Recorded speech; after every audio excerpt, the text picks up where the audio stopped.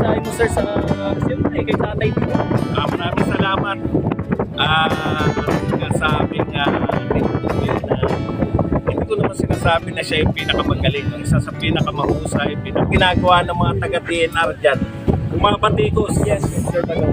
Kasi namimiss nila yung basuran. Agers na to rito. Ano ba ginagawa ng mga taga-DNR dyan? Ayun. Araw-araw din sila nag-ano, di ba? Ikaw, saksi ka riyan. Anong ginagawa rito araw-araw pag na Ito araw-araw dyan dito. May naglilinis, may naglilinis. Araw-araw to dito. Araw-araw. Oh, may naglilinis po. Araw-araw may naglilinis. Yung number one na Ganun lang vlogger po sa yun. Cavite. No? Kaya swerte pa rin tayo yung dating basurahan ngayon pasyalan na po. Tayo naman parang nasa Miami Beach kayo. Mataas lang ang kuha. Ngayon lang o. Mataas lang tama.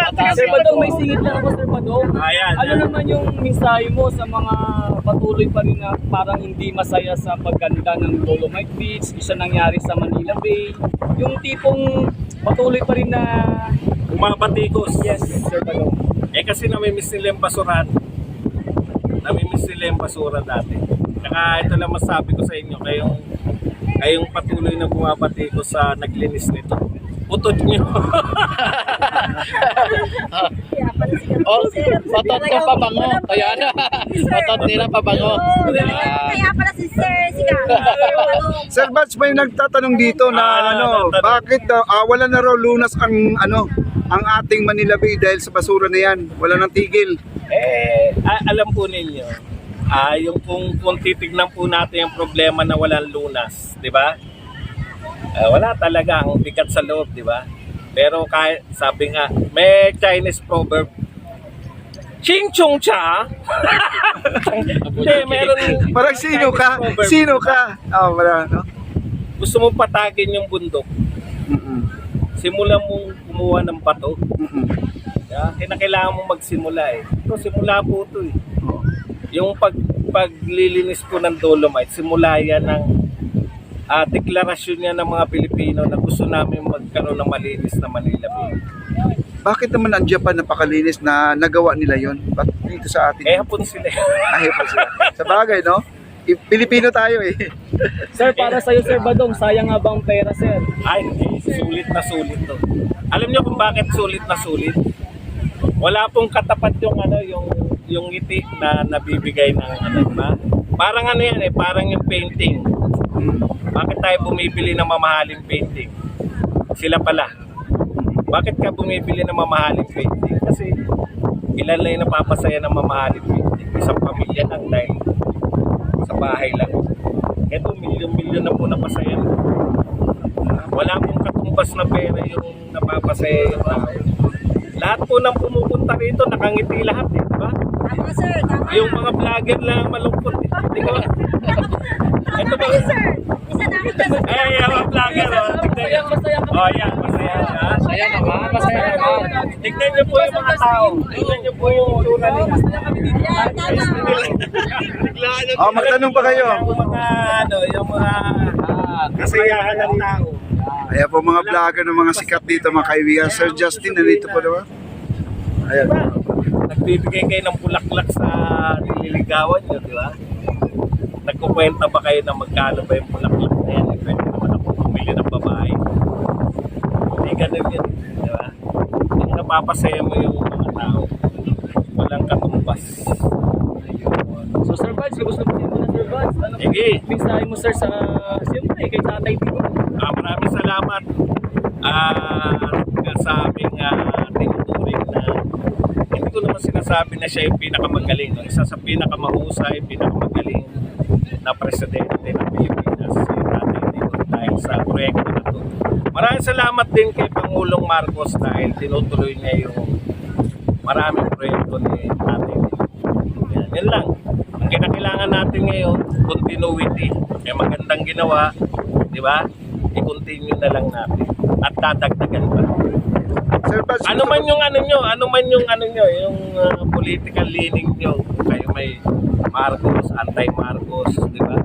Wala na yan sa tapos na eleksyon, ang eleksyon na lang, di ba? May nanalo na eh. Yes sir. Yes. Kahit na nung Angal nyo, may presidente na tayo. Mensahe po natin sa ating Vice President, Sir Bats, baka... Kapit lang. Alam nyo, pinuputakti po ngayon si Vice President Sara Duterte. Alam nyo naman kung bakit, di ba? Siya po ang pinakamalakas na kandidato. So para, ayon sa lahat ng survey, siya yung pinakamalakas na kandidato for 2020 presidential election. Kaya lahat, babanatan talaga siya mula sa confidential fund. Kahit hindi, nakakatawa nga no? Nung isang araw, sabi ng Makabayan Black, ipapa-impeach nila si Sara Duterte. Kahapon, ano na sabi? Wala raw silang paghanda sa impeachment. Ibig sabihin, sa usapin ng impeachment, ang importante, meron ka man lang ibinibintang. Wala nga silang binibintang kung ano yung kasalanan ni Sara Duterte. Kasi nga po, yung president na po si Sara kaya ganun ang gusto niya. Kaya nga, wala naman silang binibintang. Ano yung binibintang nila? Para ma-impeach ang tao. Ibig nyo sabihin, ang impeachment, ang ibig sabihin ng impeachment, may 32 million na bumoto kay Sara Duterte. Papaliwalain nyo yung 32 million. Nararapat man lang meron kayong binibintang. Anong binibintang nila?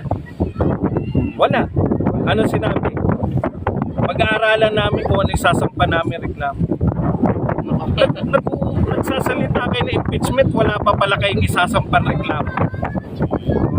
Di ba? Kumbaga walang ebidensya talaga pa. Hindi nga ebidensya ang pinag-uusapan natin eh. Reklamo nga, wala pa eh. Anong ebidensya ang pinag-uusapan nyo? Grabe, ano? Wala pang reklamo, paano ka hanap ng ebidensya? Ibig sabihin na idol, ano sila, galit, tagito, takot na takot sila. Darating ang araw na magiging isang presidente na naman ng Duterte. Yan malamang. Yun ang talagang yan talaga takot na takot punot-punot na sila. Kasi, Kaya naghanap sila ng masama ba ang confidential fund? Pati na, yun, direktay na natin. Masama ba magkaroon ng confidential fund? Illegal ba yan? Hindi. O, anong problema? Masama yan kung ginamit mo sa ibinulsa mo, ninakaw mo, o meron kang ikinayaman mo yung confidential fund. Yung ba yung binibintang nila kay Sara Duterte? Hindi. Wala silang binibintang. Merong confidential fund, pero sinasabi nila dapat walang confidential fund. Sino may sabi nun? Dahil walang confidential fund yung dating Vice President? Kasalanan ba namin kung hindi lutang yung Vice President ngayon? Kasalanan ba namin kung lutang yung Vice President nyo? Hindi niya naisip eh.